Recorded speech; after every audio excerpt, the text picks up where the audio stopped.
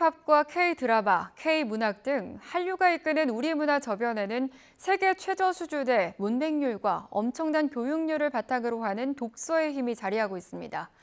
그런데 지난해 성인 남성 60% 정도가 1년에 책을 한 권도 읽지 않는다는 충격적인 조사 결과가 나왔습니다. 어떻게 된 일인지 박순표 기자가 취재했습니다. 1981년 문을 연 우리나라에서 가장 큰 서점입니다. 점심시간을 이용한 직장인들과 독자들이 서고 사이를 분주하게 움직입니다. 그러나 마음은 있지만 실제로 서점을 찾거나 책을 주문하기란 생각보다 쉽지 않습니다.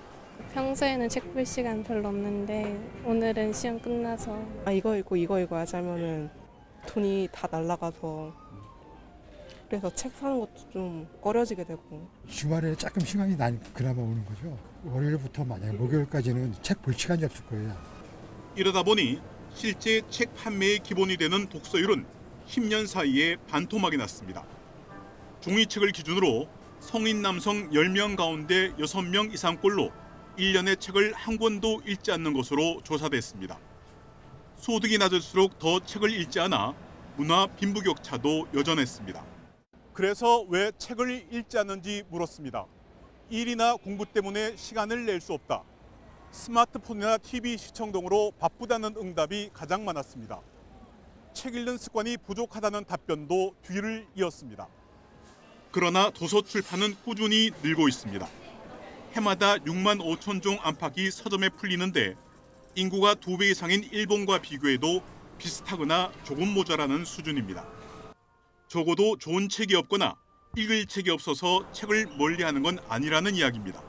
미디어 환경이 급격하게 변화하면서 책의 경쟁 미디어가 늘어난 점을 들 수 있을 것 같고, 다른 한편으로는 한국 사회가 굉장히 사회적, 경제적 속도가 빠른 사회이기 때문에 조금 더 여유롭게 즐겨야 할 책 문화가 상대적으로 덜 중요한 가치, 사회적 의미가 부여되고 있는 것이 아닌가. 그나마 다행인 건 20, 30대 젊은 층의 독서율은 꾸준히 70% 안팎을 유지하고 있습니다. 전자책이나 오디오북 같은 새로운 독서 매체의 이용도 크지는 않지만 조금씩 늘고 있습니다.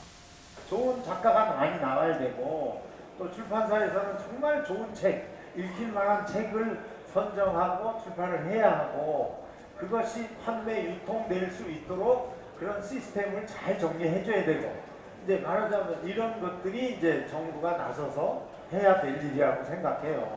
정부는 독서 진흥 기본 계획에 따라 어릴 때부터 책 읽는 습관이 배도록 돌봄 교실이나 초등학교가 연계한 프로그램을 마련하고 있습니다. 독서 동아리나 소외계층, 출판사 지원 등도 계속해 나갈 계획입니다. 하지만 무엇보다 독서야말로 자기 자신을 위한 가장 확실한 투자라는 인식 변화가 가장 중요하다는 것이 전문가들의 한결같은 지적입니다. YTN 박순표입니다.